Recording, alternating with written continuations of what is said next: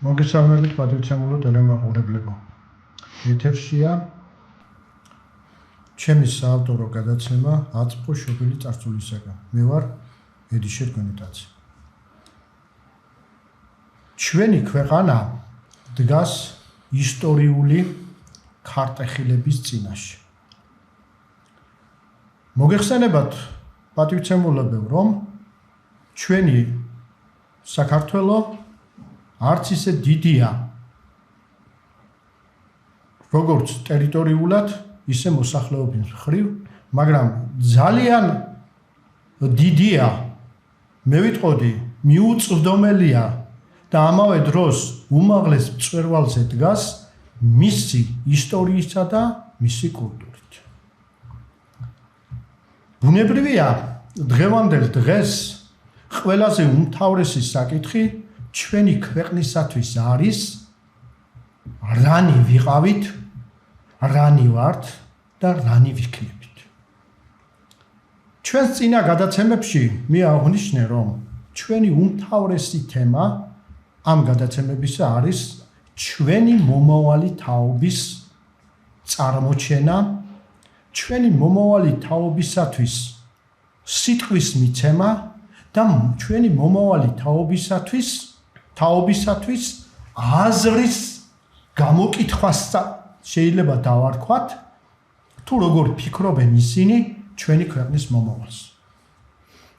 ვინაიდან ამ ქვეყანაზე ყველაფერი წარმავალია, რომელიც შესანიშნავად კიდევ ერთხელ გავიმეორებ და სულ მუდამ არ მომწყინდება ამის გამეორება, სანამ კი სული მედგმება ამ ცოდვილ დედამიწაზე, მე ერთ ცოდვილს იგი წავა და სხვა მოვა ტურფასა საბაღნაროსა.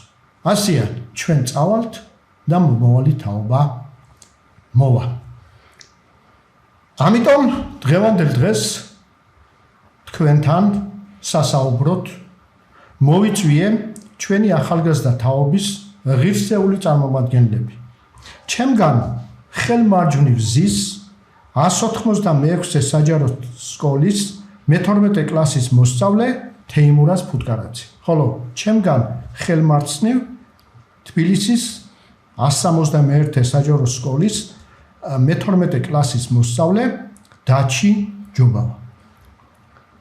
ჩემო ძვირფასო მეგობრებო, ეს იმ ახალგაზრდობის წარმომადგენლებია, რომლებიც სადღაც 4-5 თვის შემდეგ უნდა აირჩიონ დამოუკიდებელი ცხოვრების გზა. და რა თქმა უნდა, მე ახლა იუმორის გარეშე ქართველი კაცი დღევანდელ დღეს ცხოვრებას ვერ მოიტანდა, დავესწრები ჩვენს გენიალურ მწერალს ნოდარ დუმბაძეს, რომელიც მებებია ილიკო და ილარიონში წერს. ჩვენმა სკოლის დირექტორმაო, დაგლოცაო, მოგცაო დიპლომები და ამის შემდეგ თუ გინდათ კისერის გეკრეხილათო, არ იქნება, არ კისერის ტეხვაზე არა, ის რა თქმა უნდა გენიალური მწერალი გურული იუმორს გადმოგცემს ამ ნაწარმოებში, მაგრამ მე მინდა ამ ახალგაზრდებს და მათი მეთაურობით ყველა დანარჩენებს უსურვოთ ის გზა, რომელიც მიიყვანს საქართველოს იმ დრომდე, როდესაც ჩვენი თავი ჩვენადვე გვეყუდნება. ანუ ამ ახალგაზრდობამ, ამ მომავალმა თაობამ უნდა გააკეთოს და უნდა აღასრულოს და ისე მიდის საქმე, რომ ეს ასე იქნება დარწმუნებული, უკვე თანდათანობით ხვდები ამაში, რომ ნამდვილად საქართველოს თავის განგების უფლება ექნება. მე მინდა პირველი შეკითხვა დავუსვა ბატონ თეიმურას. როგორ ფიქრობთ თქვენ, როგორც მე-12 კლასის მოსწავლე?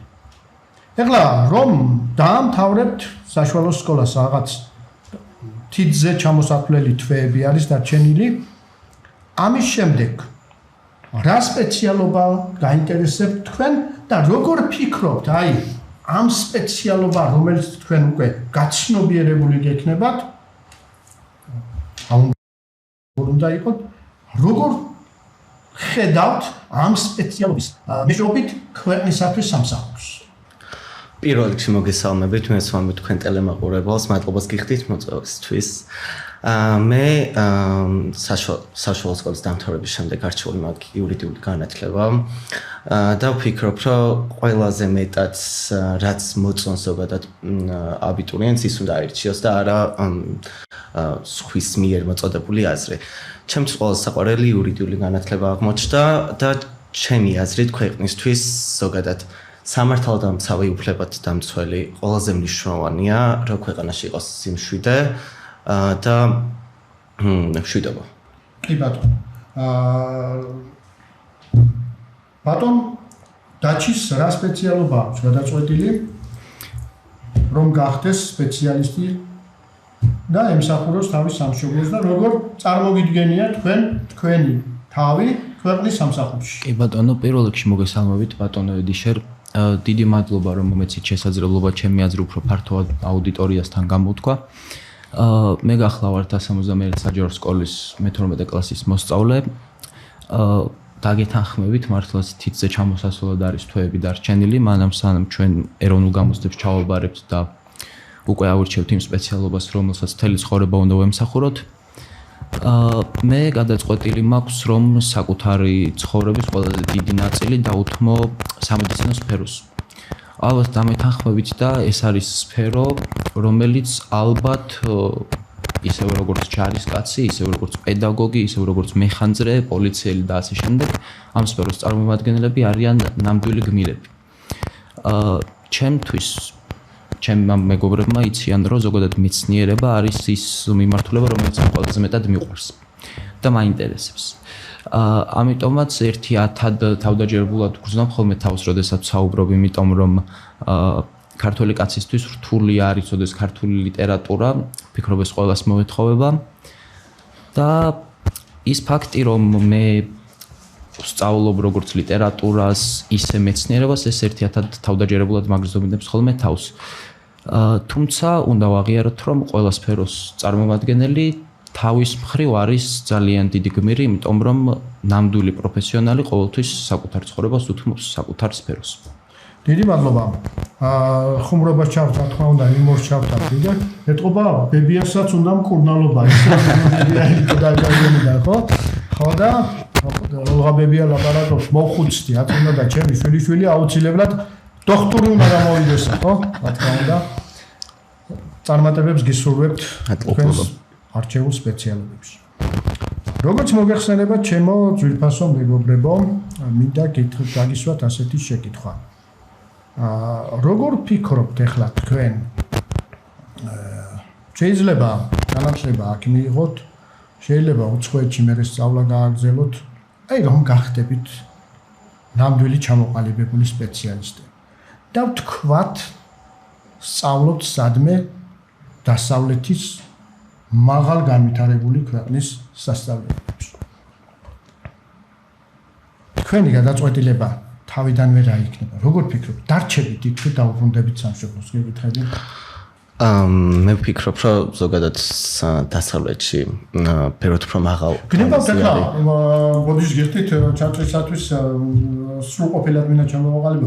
უცხოეთში მინდა გითხრათ ახლა დასავლეთი მაგრამ არც აღმოსავლეთში ნაკლები სასწავლებელი ჩემომადამო რაზეა ახლა ჩინეთი ვის ჩამორჩება გითხრათ სასწავლებელი განათლების დონე ის კი არა იცოდეთ ბიჭებო რომ რაც მსოფლიო ტვინებია ყველა ჩინეთშია ახლა თამოყობს უჭირს ამერიკის შეერთებულ შტატებს ამის შესახებ თავის დროსაც ვექნება ჩვენ საუბარი რომ კი ახლა დიდი გადალაგებები მიმდინარეობს მაგრამ ისა რა ქვია ეს ტელეფონი რო გააკეთო ამისათვის და გააუმჯობესო შესაბამისი სპეციალისტები ჭირდება და მე მოვარგობ კარგად გამიგენ თემს სოფლიოს მასშტაბ გისმენთ ჩემი აზრით უცხოეთში განათლების დონე ბევრად უფრო მაღალ დონეზეა ვიდრე საქართველოში სამწუხაროდ მაგრამ ეს იმას არ ნიშნავს რომ როდესაც უცხოეთში მივიღებთ უმაღლეს განათლებას ჩვენ სამშობლოს არ დაუბრუნდეთ და არ ვიყოთ სპეციალობით სამშობლოში მე ჩემთვის პრიორიტეტული მაგალითად უფრო არის სამშობლო კი შეიძლება მივიღო უცხოეთში განათლება ჩამოვყალიბდე მაგრამ შემდეგ მე ჩემი პირადი მოსაზრებით უნდა დავბრუნდე საქართველოში და აქ ვიყო სპეციალობის რაჩის ვეკითხები რა არის ზოგადად განათლება ისეთი რამა რომლის სრულყოფა შეუძლებელია არასოდეს არ დაილევა სასწაული, არასოდეს არ დაილევა წასაკითხი. თუმცა ის ფაქტი, რომ უცხოეთში, აი თუნდაც ჩემი სფეროდან გამომდინარე, რომ ჩამოვაყალიბა მოსაზრება, თუნდაც უცხოეთში რამდენადაც მე ვიცი, რამდენადაც გამიგია, რამდენადაც მომისმენია, საზღვარგარეთ აშკარად ბევრად უკეთესი დონე არის მედიცინაში. მე ამჟამად დიდი იმედი მაქვს, რომ ამჟამად და აუცილებლად დავეწევით ჩვენ მათ და გავუსწრებთ კიდეც. დიდი იმედი მაქვს ამის. თუმცა მე ძალიან ბევრს ვფიქრობ და აი უკვე განმტკიცებული ვარ, ჩამოყალიბებული ვარ იმაში, რომ სტუდენტობის დროს აუცილებლად მე რამდენიმე ეს იქნება რამდენიმე თვე თუ რამდენიმე წელი აუცილებლად საზღვარგარეთ კვალიფიკაცია უნდა ავიმაღლო. თუმცა არც რაფიელერის თავის სიტყვებს დავიწყებდი, არ გავცვლის ასაკდეებს, სხვა ქვეყნის სამოთხეზე და ამიტომაც აუცილებლად მე რაც არ უნდა კარგი პირობები შემექმნას უცხოეთში, აუცილებლად შევეცდები, რომ ჩემი შესაძლებლობები მოხმარო ჩემს ქვეყანას, ჩემს თანამემამულეებს და ასე შემდეგ. ძალიან დიდი მადლობა ასეთი პატრიოტული სულისკვეთებისათვის და ძვირფასო ტელემაყურებლებო, ეს ბიჭები რასაც ლაპარაკობენ, ნამდვილად გულიდან ამორახეთქი სიტყვებია და ესენი ცარიელი ნიადაგზე ამას არ ლაპარაკობენ.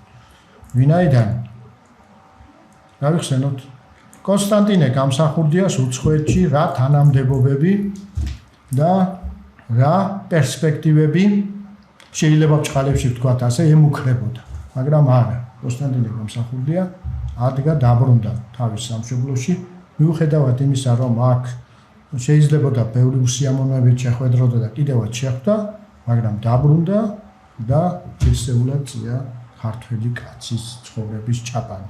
ასევე ახლა თქვენ ექიმიკებად გამოხვიდეთ ჩემო ბატონო უამრავი უნიკალური სპეციალისტი ყავდა საქართველოს. უამრავი არ შეიძლება სათითაოდ მათი ჩამოთვლა, რომლებმაც სკოლები შექმნეთ, ქართული სამედიცინო სკოლა. თქვენ წერან საუბრობდით ჩვენ, რომ ნებავთ ქირურგი იყოთ, ხო? ქართული ქირურგიული სკოლა იყო. მარტო ყველაფერს რო თავი დავანებოთ, ეგნატე ფიფია რადღებს. ეს ცნობილი დასტაკარი ჩემო ბატონო, რა? როგორ გითხრათ? შემდეგ თქვენ ქართული იურიდიული სკოლა ჩემო ბატონო.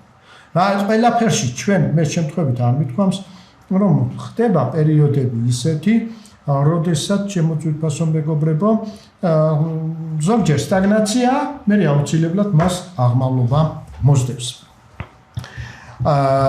ეხლა განსაკუთრებით თქვენი ყურადღება და თქვენი აზრი მაინტერესებს იმის შესახებ, მე 12 კლასელები ხართ, ამთავრებთ სკოლა. რა მოგცათ სკოლამ და რა შეიძლებოდა კიდე მოიცათ, რომელიც სამწუხაროდ მიზეზების გამო ყველაფერს მიზეზია ვერ მიიღეთ, აი გისმენთ. პირველ რიგში მინდა ვთქვა, რომ 12 წელს ვატარებთ სკოლაში, რაც ძალიან დიდი დროა და ამ 12 წლის განმავლობაში ვიღებთ განათლებას, რომელიც არ არის სამწუხაროდ სამყოფი ჩვენი გამოცდებისათვის და გვიწევს, რომ კერძო მასწავლებლებთან ვიაროთ თუნდაც. ამიტომაც მე ვფიქრობ, რომ ეს პრობლემა უნდა აღმოიფხვრას, უნდა გაძლიერდეს განათლება სკოლებში მით უმეტეს. არც ისე არ არის, რომ იძახიან, რომ საერთოდ ვერ მიიღებს სკოლაში განათლებასო, არც ისე არ არის. კი ბატონო, რა თქმა უნდა. შეგიძლია განათლება მიიღო, უბრალოდ შენი მონდომებაც არის აქ ფაქტორი, რომელიც მაქსიმალურად უნდა გაზარდო. ამიტომაც მე ვფიქრობ, რომ მაინც გასაძლიერებელია განათლება სკოლის, რომ უფრო მეტად მიაღწიოს სკოლის მოსწავლემ იმ წარმატებას, რასაც სკოლა ამჯერად არ იძლევა. თქვენ რა არის ცით ზოგადად განათლება ჩემი გადმოსახედიდან ყველაზე მნიშვნელოვანი რამა, გასაგებია ყველაფერი სპორტი, ცეკვა და ასე შემდეგ, მაგრამ მიუხედავად იმისა თუ რა ცხოვრების ნირით ცხოვრობ, თუნდაც იყოს სპორტსმენი, განათლება მაინც აუცილებელია. ამის მაგალითი ჩემთვის არის დავით ყიფიანი, ლეგენდარული ქართველი ფეხბურთელი, რომელიც მიუხედავად იმისა, რომ იყო თბილისის დინამოს ლეგენდა, მან არაჩვეულებრივად იცოდა ინგლისური და მისი მატჩის შემდგომი ინტერვიუები, როდესაც მოვისმინე, ნამდვილად გამიკვირდა, რომ ფეხბურთელი ასე დალაგებულად საუბრობს. და ერთი რამ მინდა ჩემო დაჩი კიდე კითხა ახლა შენ. ძალიან კარგი ეს თემა რო წამოწიე. იყო ასეთი კიდე მანუჩარ მაჩაიძე, მანუჩარ მაჩაიძე, რომელმაც ფეხბურთის თამაშის დროს ოქროს მედალზე დაამთავრა სკოლა. წითელ დიპლომზე დაამთავრა ეგრეთ წოდებული რო ეძახდით მაშინ გპი და სამშენებლო ფაკულტეტი და პირველ თანრიგოსანი იყო ჭადრაკში. და უგანათლებულესი პიროვნება დღესაც. კი ბატონო. განათლება ჩემი აზრით მოდის სწორედ სკოლიდან, მართალი არა მარტო სკოლიდან, მაგრამ ალბათ ყველაზე დიდ საფუძველს ამისათვის იძლევა სკოლა. მე არ ვარ განათლების ექსპერტი, იმაზე რომ ვისაუბროთ თუ რა პრობლემებია სკოლაში, ამაზე ალბათ ჩემს მაგივრად სხვა უნდა იჯდეს და მან ისაუბროს, თუმცა მოსწავლეებისთვისაც თვალშისაცემია ის პრობლემები, რაც განათლების სისტემას აქვს. აი მაგალითად მე-12 კლასი უმეტესად მოსწავლეები არ დავდივართ. ეს მაინტერესებს განსაკუთრებით. უმეტესად არ დავდივართ ჩვენ სკოლაში, ცალკე კერძო მასწავლებლებთან ვეცადინაობთ. ალბათ ერთ-ერთი გამოსავალი ან თუნდაც ვარიანტი რაც შეიძლება განვიხილოთ ამის გამოსასწორებლად, შეიძლება იყოს დიფერენცირებული სწავლება და სკოლაში დამატებითი საათები. ამაზე კონტრარგუმენტი შეიძლება იყოს ის, რომ არ არის თქვა საკმარისი კადრები ან არ ვიცი. მე არ ვარ ამის ექსპერტი, თუმცა მე ძალიან მადლობელი ვარ ჩემი სკოლის მასწავლებლების, იმიტომ რომ ისევე როგორც კლასში გაკვეთილის მსვლელობისას, ისე კლას გარეთ ძალიან ბევრი რამ მომცეს. ზოგადად იყო განათლებული, ეს არის ძალიან დიდი წარმატება და წარმატების გზა არის ძალიან რთული. ამიტომ მე არ შემიძლია რომ ჩემს მასწავლებლებს ეხლაც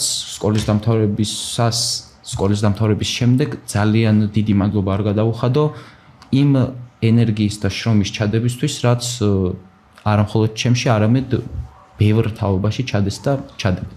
ძალიან დიდი მადლობა ასეთი შეფასებისათვის, იმიტომ რომ ჩვენ თაობები გვყავს ისეთი მასწავლებლებისა, რომლებმაც ეს ქვეყანა დღევანდელ დღემდე მოიტანეს და ვიჭერო, ერთი რამ მინდა შეგახსენოთ.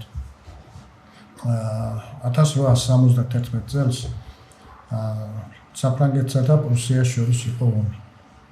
გაიმარჯვა ამ ომში პრუსიამ და ძალიან დიდი ზარზეიმით შეხვდნენ ჯარისკაცებს.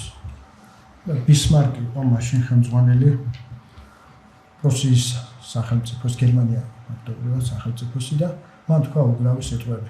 ჯარისკაცებს ნუ არ უნდა გადაუხადოთ მადლობა გადაუხადეთ იმ მასწავლებლებს, ვინაც ასეთი გმირი ჯარისკაცები აღზარდაო. და მე მგონი დამეთანხმებით ამაში, რომ არც ერთი პროფესიის ადამიანი ამ ქვეყანაში არ არის, რომელსაც თავისი მასწავლებელი, თავისი მიზნება მოძღვარი არ ყავდეს და თქვენ დარწმუნებული ვარ ახლა ორივე თქვენთაგანს გეყოლებათ თქვენი საუკეთესო მასწავლებელი, რომელზეც ფიქრობთ ალბათ, აი მე მას მინდა დავემსგავსო. აი ასეთი მინდა ვიყო და აი ასე დავატარო, როგორც ის ატარებს თავისი ცხოვრების დღეებს და ის არის ადამიანების მიმართ ყურადღებიანი, მოსწავლეების მიმართ ყურადღებიანი, მცოდნე, განათლებული, დარწმუნებული ვარ, ასეთები თქვენც გეყოლებათ თქვენ ცნობიერებაში და აღქმული გექნებათ. ერთ რაღაცას დავამატებდი. ვაჟა ფშაველას მამას უთხრეს, რომ გაჯობაო შენმა შვილმაო და მამამისმა უთხრა იმ შემთხვევაში მაჯობებსო თუ ჩემზე უკეთეს შვილს გაზრდისო. ანუ იმაზე უკეთეს ვიდრე თავად ვაჟა იყო. კი ბატონო, აბსოლუტურად გეთანხმები და წინვალედაა ნათქვამი, ის ურჩევნია მამულსა, შვილი რო სჯობდეს მამასაო. ამაზე მეტი ბედნიერება რა იქნება და სწორედ ეს არის ჩვენი გადაცემის ლაიტმოტივი, რომ ჩვენ აუცილებლად ისეთი რაღაცეები უნდა წარმოვაჩინოთ წინ, რომელიც ჯერჯერობით წარმოჩენილი არ არის და უნდა მივცეთ გასახანი იმ ახალგაზრდებს, რომლებიც აგებ ჩემო ბატონო თქვენი სახით ამ სტუდიაში ზიან და საუბრობენ იმ საჭიროებო საკითხების შესახებ, რომელიც ჩვენს ქვეყანას აწუხებს. ეხლა მინდა ასეთი შეკითხვა დაგისვათ ჩემო ძვირფასო მეგობრებო. როგორ ფიქრობთ ეხლა დღევანდელ დღეს როგორც ახალგაზრდა, რა გაწუხებთ ყველაზე მეტად? თქვენი საწუხარი რა არის? აი, საქვეყნო პრობლემებიდან გამომდინარე, ზოგს რა აწუხებს, ზოგს რა აწუხებს ჩემო ბატონო, თქვენთვის ეხლა როგორ ფიქრობთ ყველაზე მეტი დიდი საჭირბოროტო პრობლემა ჩვენს ქვეყანაში რა არის და რას უნდა მიექცეს პრიორიტეტი და ყურადღება. ისმენთ. ძალიან კარგი თემა პირველ რიგში და მინდა ესეთი რაღაც ვთქვა, არ მინდა რომ პოლიტიკურზე ჩამეთვალოს არანაირად. უბრალოდ ჩემი აზრით ყველაზე მნიშვნელოვანი ამ ეტაპზე რაც არის ეკონომიკური განვითარება. რადგან რაციონალს პოლიტიკა ჩვეულებრივია მოვიადე ესა. და არ მინდა ყველას გვაწუხებს. პირველ რიგში ის არის ძალიან ცუდი რომ ვართ ქვეშევრდომი სახელმწიფო ვიღაცების ჯერჯერობით მომავლისთვის აუცილებლად ვიქნებით სრულიად თავისუფლები ჩემი აზრით. ეკონომიკა ჩემი აზრით კიდევ ძალიან მნიშვნელოვანი, იმიტომ არის რომ პროდუქტის ფასმა დაიწიოს ბაზარზე თუ ჩვენი ლოკალური ინდმეწარმეები გააკეთებენ ძალიან კარგ შესაძლებლობები გვაქვს ძალიან მაღალ დონის. სამწუხაროდ ვერ ვიყენებთ, იმიტომ რომ იმპორტული საქონელი ბევრად უფრო მნიშვნელოვნად აღიქვავენ ჩვენი მოსახლეები, ვიდრე ლოკალურ წარმოებას, რაც ძალიან სამწუხაროა და ამაში ხელს უშლის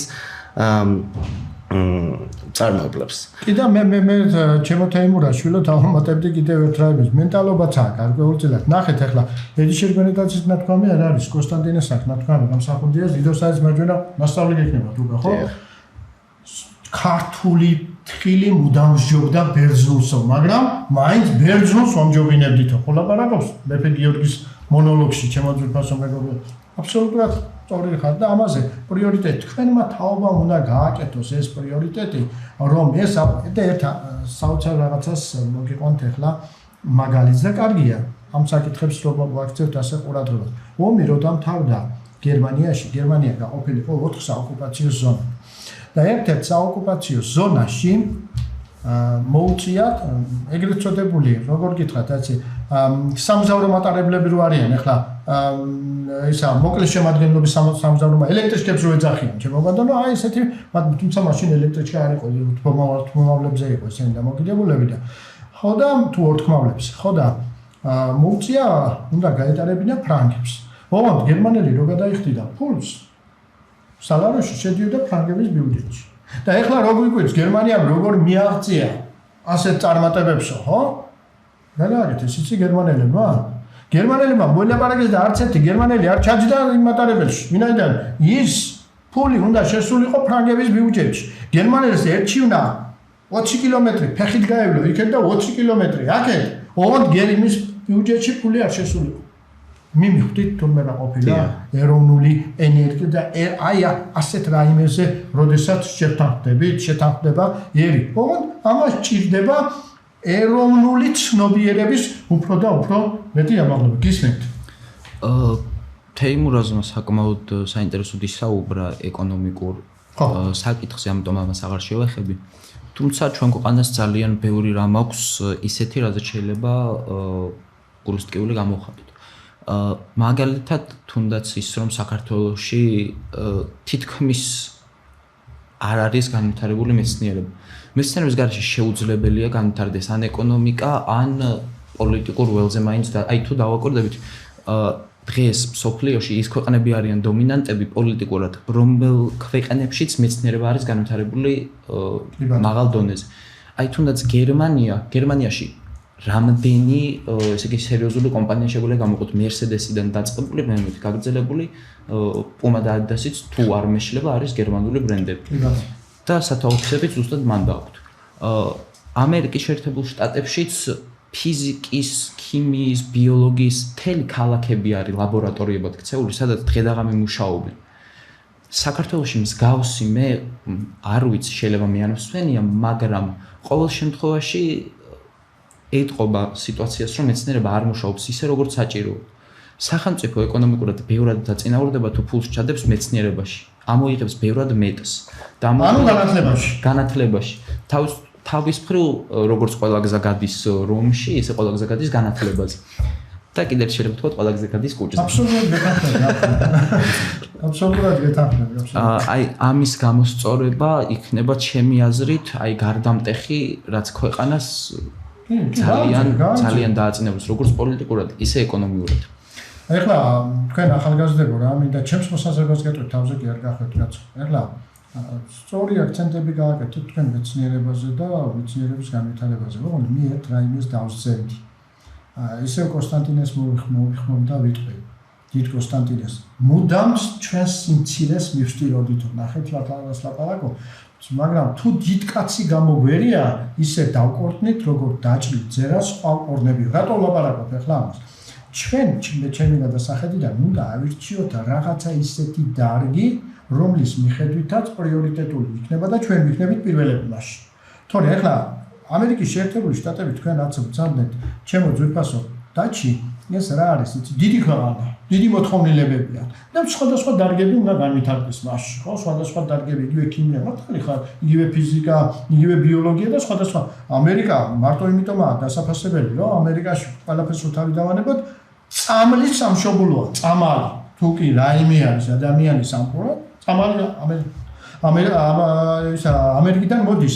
ხო და რატო ვლაპარაკობ ახლა ამას? იმიტომ ვლაპარაკობ, რომ ჩვენ პატარა ქვეყანა, ჩემი აზრით, უნდა დავოსტარტეთ ისეთ საკითხებში, რომელიც იქნება შემოსავლის მომტანი ჩვენი ქვეყნისათვის. ახლა თქვენ ქირურგობა გქონიათ გადაწყვეტილი და ძალიან კარგი საქმე, იმიტომ რომ ქართველი კაცი მჭირი კაცი. ყავს არ მახსოვს ახლა გვარი ვიღაც ერთი ქართველი რუსეთში მუშაობს თუ არ ვცდები თუ არა შვეიცარიაში მუშაობს, რომელიც აი თავის ტვინის სიმსივნეზე ისეთ უნიკალურ ოპერაციებს აკეთებს, თითქმის 99% თუ არა 99% ქართველია, რომელიც უნიკალური მეთოდებით აკეთებს ამას. ამიტომ აი ასეთი რაღაცები ჩვენ შეგვიძლია ერთი მაგარი სამედიცინო ქვეყანა ვიყოთ, სამედიცინო ქვეყანა, რომელიც მოიზიდა ჩემო ბატონო აქეთ კადრებს და ასე შემდეგ.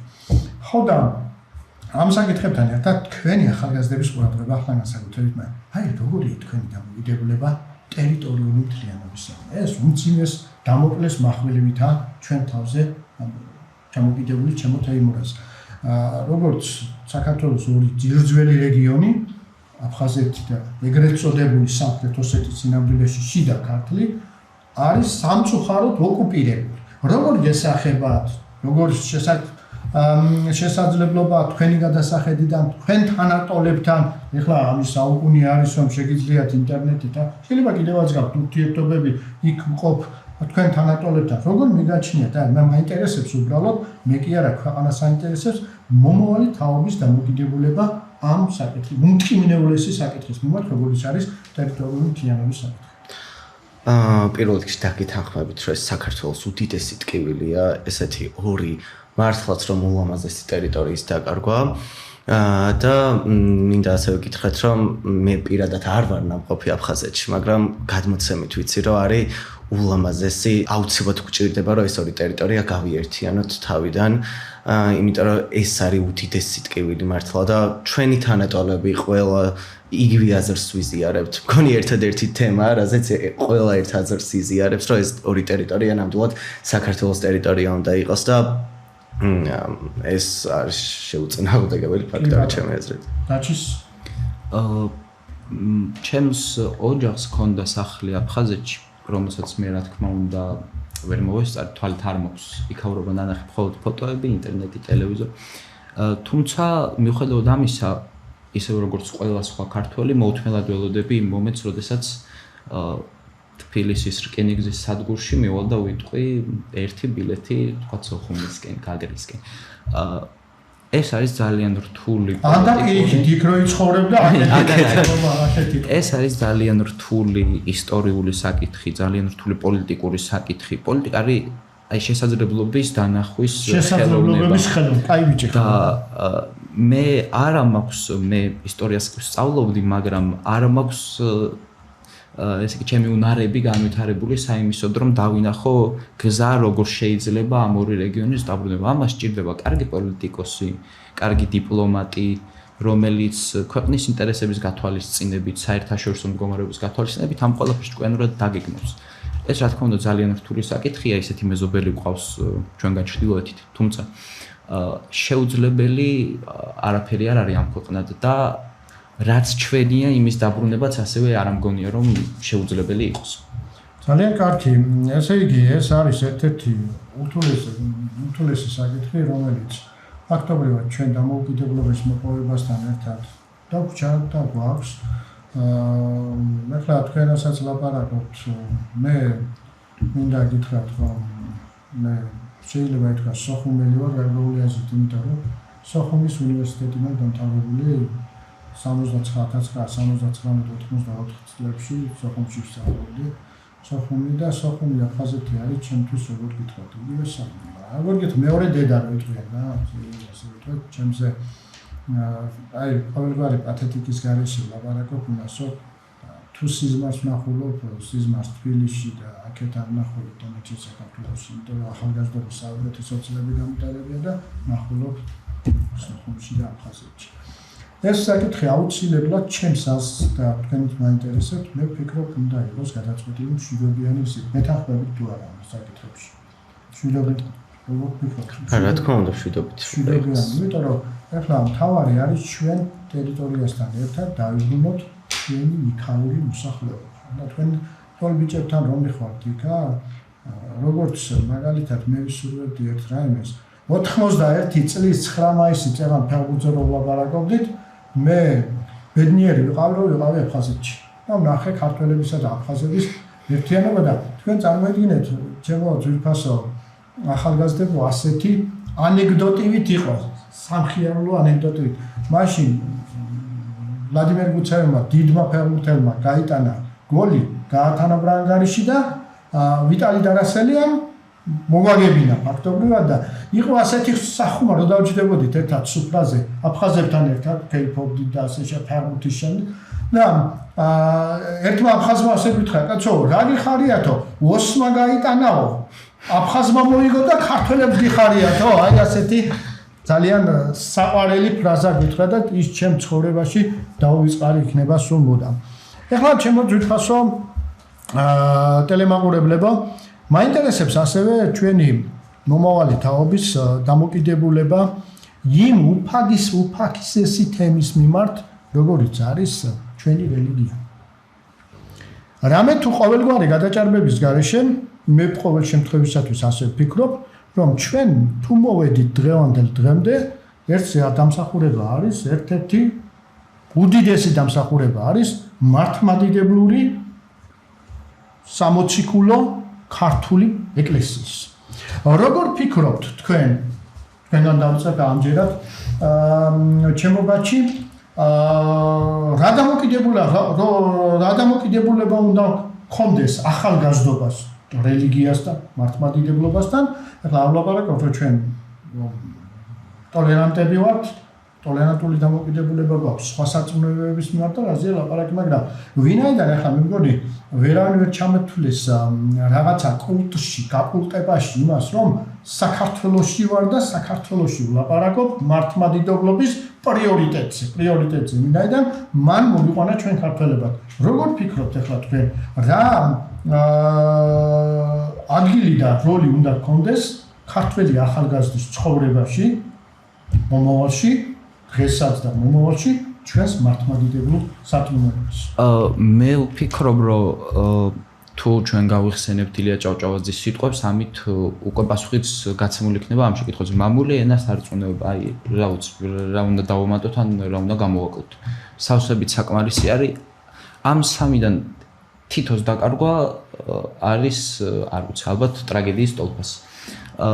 ის რომ რელიგია საქართველოს ისტორიაში იყო ალბათ ერთ-ერთი ყველაზე მნიშვნელოვანი, ის რომ ომში პირჯვარს იწერდა, რა ვიცი, რომ წარმოვიდგენ ხოლმე 20,000 მეომარი ერთად დგას და ყველა პირჯვარს იწერს, ეს ალბათ ძალიან ბევრს მეტყოლებს საქართველოს ისტორიაზე და რთულია რომ ერთ საუკუნის შემდეგ, ერთ საუკუნეც არ გასულა, რაც ჩვენ ომები ქონა, რამდენიმე წლის წინაც იყო და რთულია რომ დროის ასეთ მოკლე პერიოდში რელიგიის ესეთი უარყოფა მოხდეს.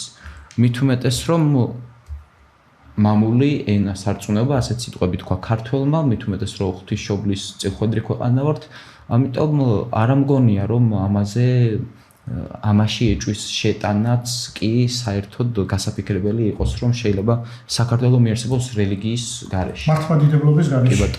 ისმენ. პირველ რიგში მეც დავეთანხმები აბსოლუტურად და ჩემ მასწავლებლად მეუბნებოდა იგივეს როგორც მისი სიტყვებით ვიტყვი, ჩვენ უნდა გიყვარდეს უფალი, შემდეგ ქვეყანა და შემდეგ ოჯახი. ღმერთი არის ყველაზე მნიშვნელოვანი ფიგურა ჩვენ ქართველებისთვის და ქრისტიანებისთვის ზოგადად და ჯერ კიდევ მე-9 საუკუნეში, როდესაც ორი დიდი იმპერია ჩვენ მარცხნივ და მარჯვნივ იყო, ბიზანტია და არაბეთი და გვებრძოლდნენ იმისთვის, რომ იმის რელიგიაზე, ამის რელიგიაზე ყოფილიყავით, მაინც დავრჩით ქრისტიანობაზე და გავიტანეთ ეს ყველაფერი და ღმერთმა საქართველოს მოიყვანა ამ მდგომარეობამდე, გადაგვარჩინა პირდაპირ შემიძლია ვთქვა და ღმერთის დამსახურება, რომ დღეს ქართველი ხალხი და საქართველოს ფეხზე დგას. ესე იგი და ახალგაზრდების დამოკიდებულება მე ძალიან მომწონს თქვენი დამოკიდებულება ჩვენი მართლმადიდებლობისადმი და როგორც ძველი ბერძნები იტყოდნენ მე ძალიან კარგია რომ თქვენ ფანატიკურად ასაუბრებთ ამ შესახებ. ზომიერება ბერძნები ლაპარაკობენ ყველაფერში. აბსოლუტურად ზომიერება და კიდევ ზომიერება. ძველი ბერძნებს მოგხსენებათ ყველაზე მეტი განვითარებული კონდათ დღევანდელი დღეაც რაც კი მეცნიერების დარგები არსებობს, თითქმის ყველაფერი იყო იქ, ხო? კიბერნეტიკაც ყოფილა და მაგრამ საფუძველი შეიძლება ვეძებოთ კიდევაც ძველ საბერძნეთში. ამიტომ ეს არის ჩვენთვის ჩემო ძვირფასო მეგობრებო, ერთ-ერთი აუცილებელი ატრიბუტი და ამასთან ერთად განსაკუთრებული ყურადღება უნდა გამახვილდეს იმ სამ ტრიადაზე, რომელიც ჩამოყალიბებული არის სიმს უდიდეს სულნად ქართველს, საქართველთა უგვირგვინოდ მეფედ წოდებულ ილია ჭავჭავაძის მამული ენა საფრთხე. ორივე შევეხეთ ახლა მამულზე ვისაუბრებთ. რელიგიაზე ვწარმოებთ. აი ენის მიმართ როგორი დამოკიდებულება გაქვთ.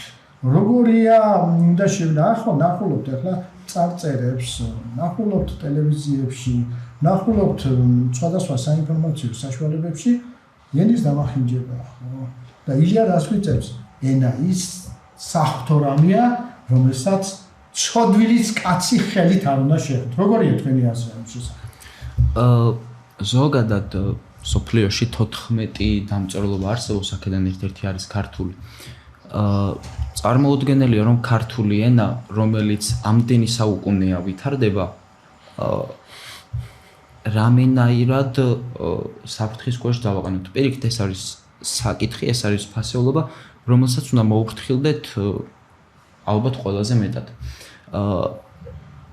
აღარ მახსოვს რომ ელიღაცა კრიტიკოსი იყო, რომელმაც თქვა, რომ საქართველოს აქვსო განსაკუთრებულად სოფლიო ერებს შორის განსაკუთრებულად საინტერესო ესე იგი 16 მაშინ 15 საუკუნოვანი მე-20 საუკუნის კრიტიკოსი იყო, მაგრამ დღეს უკვე გამოდის 16 საუკუნოვანი ლიტერატურული ისტორია. ძალიან სამწუხაროა, რომ დღესდღეობით აი ეს ეგრეთ წოდებული ჟარგონები, სტილისტური შეცდომები და ასე შემდეგ ამ დოზით ხდება საზოგადოებაში და მათ შორის მეც ალბათ ჩემდაუნებურად ამ შეცდომებს ვუშვებ ხოლმე, მაგრამ ისევ და ისევ ამის გამოსასწორებლად ერთადერთი და საუკეთესო გზა არის განათლება. სხვა ვარიანტი არ არსებობს. მაინც იქ მივდივართ რომელების არქოს არა გისმე. მეც ყველანაირად დავეთანხმები, უბრალოდ დავამატებ ერთ იმას, რომ ძალიან დიდი ბრძოლები გავიარეთ ენისთვის ქართულმა ხალხმა, სტუდენტები იყვნენ გამოსულები, რომ კი ბატონო სხვა ენა არ გვიხმარეთ დღესდღეობით, მაგრამ სამწუხაროდ დღეს არის ბარბარიზმები, ეგრეთ წოდებული სლენგები, რომელსაც ვიყენებთ ახალი თაობა და ძალიან სამწუხაროა, იმიტომ რომ გვაქვს ულამაზესი ენა, ულამაზესი დამწერლობა და ამის დამახინჯება არანაირად არ უნდა მოხდეს. როგორც ახსენა ჩვენს უშვებთ თან შეცდომებს, მაგრამ მეტი წიგნის კითხვა ჩემი აზრით გამოსწორებს ყოველ პრობლემას. ძალიან კარგი. აი განსაკუთრებული რამ წიგნზე გაამახვილა ყურადღება. თქვენ ხართ ფაქტობრივად შეიძლება ითქვას კომპიუტერული თაობა, კომპიუტერის თაობა. და რომ იტყვიან, რომ დაბადებიდანვე თქვენში შემოსულია კომპიუტერი. როგორ ფიქრობთ ახლა თქვენი დამოკიდებულება? თეიმურას მაინტერესებს. წიგნი თუ კომპიუტერი, მოდი ასე ვთქვით. თუ შეხამება. იცით რა არის? ამჯერად შემიძლია ვთქვა, რომ ორივე ერთმანეთს ხელს უწყობს რაღაც დოზით, მაგრამ ჩემთვის პირადად წიგნი პირველად პრიორიტეტული არის და იქნება. ძალიან. რა არის იცით, ცოდნის მიღებისთვის, იმისათვის რომ იყო ერუდირებული ადამიანი, ორივე შეიძლება შენ სასარგებლოდ გამოიყენო. აი მაგალითად კომპიუტერი გაცილებით უფრო სწრაფი გზა არის იმისთვის, რომ კონკრეტული ინფორმაცია მოძებნო. თუმცა არიან ამის მიუხედავად ისეთი ადამიანებიც, რომლებიც კომპიუტერის გარეშე ძალიან დიდი ცოდნა მიიღეს, ამის მაგალითი არის რასადროცის ყველა მოაზროვნე. კი ბატონო. მაგრამ მათ ჰქონდათ მხოლოდ წიგნი იმისათვის, რომ ინფორმაცია მიიღოთ თავიანთ თაობაში. დღეს ჩვენ გაგვიმართა და ეს პირიქით ჩვენ სასარგებლოდ უნდა გამოვიყენოთ, რომ უფრო სწრაფი გზა გვაქვს ცოდნის მისაღებად, უფრო მარტივი არის კონკრეტული ინფორმაციის მოძებნა და მე ვფიქრობ, რომ აი ეს მომენტი, რომ წიგნს გადაშლი და წიგნს თავის უნია ამბს კომპიუტერი ვერასოდეს ვერ ჩაანაცვლებს, მაგრამ არის რაღაც ინფორმაციები, რასაც კომპიუტერი სჭირდება. მე მაინც შეხამება არის ალბათ ყველაზე კარგი ვარიანტი. აი მეც ეგრე ვფიქრობ. ძალიან საინტერესო ახალგაზრდები ხართ, ჩემო ძვირფასო მემცროსო მეგობრებო და მაინც ილიას ვერ გავცილდე. ილია ლაპარაკობდა ასეთ რაიმეს. არც უციგნობა ვარ გადა, არც მარტო ციგნებიდან გამოხედვა. ზუსტად შეიძლება მიესადაგოს, არც უკომპიუტერობა ვარ და არც უციგნობა ვარ გადა, არც მარტო კომპიუტერიდან და ციგნებიდან გამოხედვა. ეს უნდა იყოს ყველაფერში. არჩილის სიტყვა. არჩილის სიტყვა. ხო და ეს ჩემო ძვირფასო მეგობრებო, უნდა იყოს მე მგონი დამეთანხმებით ეროვნულ ნიადაგზე დაყრდნობილი. თორე ეროვნულ ნიადაგს თუ მოწყდი და შენი დაივიწყე, ქართული დაივიწყე და შენსას დაუწყე ლანძღვა გინება, მაშინ მომხდური უცხო უფრო მეტად შემოგიტევს და მინდა თქვენი აზრი ჩემო ძვირფასო მეგობრებო დააფიქსიროთ. მოდი ვთქვათ, უნდა იყოს მე-12 კლასი თუ არა, მე-12 კლასი. როგორ აი, უბრალოდ მოსაზრება მაინტერესებს თქვენი. უნდა იყოს თუ არ უნდა იყოს. როგორ ფიქრობთ? თუ ზედმეტია ეს ერთი მე-12 კლასი. არ ვიცი. ასე გადაწყვეტილად და ალბათ ვერ გაგცემთ პასუხს, მაგრამ ყოველ შემთხვევაში მე მე-12 კლასს ერუდიციის სასამართლებლად კარგად ვიყენებ. ყოველ შემთხვევაში.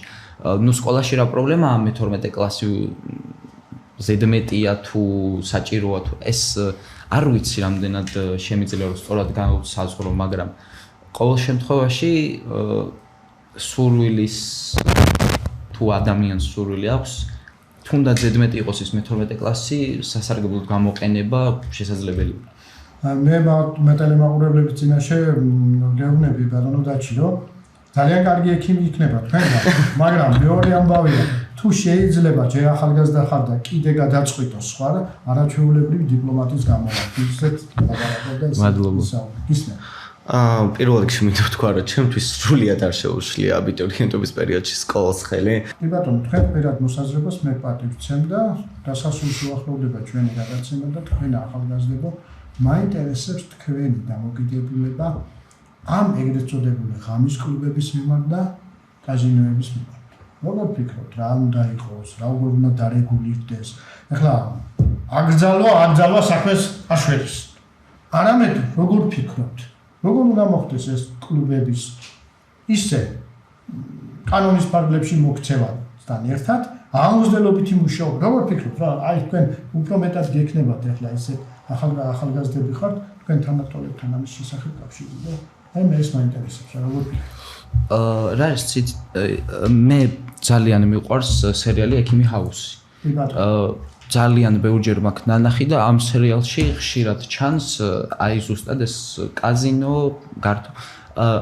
როდესაც ვადარებ საქართველოს სურათს, უცხოეთის სურათთან, აი თუნდაც ექიმი ჰაუსი გადაღებული ამერიკაში როგორ არის ეს საკითხი. ამერიკაში კაზინოში არ დადის ისეთი ხალხი, რომელსაც სჭირდება ფული. ამერიკაში აგროვებენ ფულს, აგროვებს მთელი ოჯახი მიდის და ის ფული იმათმა იქ უნდა დახარჯონ. ანუ ეს ფული არ არის განსაზღვრული იმისათვის, რომ თქვათ $1,000-დან უნდა მოიგონ $100,000. ის $100 რაც ოჯახს შეგროვებული აქვს, ის იქ უნდა დახარჯოს. ეს არის იქ უკვე ერთგვარი ხერხი რელაქსაციის, იმიტომ რომ ზედმეტი მუშაობა ყველაზე კარგი რაღაცა, ანუ შრომა, ეს არის საუკეთესო გზა შედეგის დასადებად, თუმცა რაღაც მომენტში ადამიანმა უეჭველად განტვირთვა უნდა მოახდინოს. იქ განტვირთვის ეს ხერხი არსებობს. იქ არ არის ჩვენ უნდა ვეცადოთ ზუსტად ანალოგიური ხერხები ჩვენთანაც შემოვიდა. თქვენ როგორ ხდებათ? მეც იგივე ინფორმაცია მაქვს, რომ უცხო ქვეყნებში უბრალოდ რელაქსაციის გარემოცვა, თუნდაც კაზინო, თუნდაც კლუბი, მაგრამ საქართველოში სამწუხაროდ იწვევს ადამიანებში დეგრადაციას და დამოკიდებულებას, რომელიც შემდეგ უკვე საზოგადოებაზეც აისახება.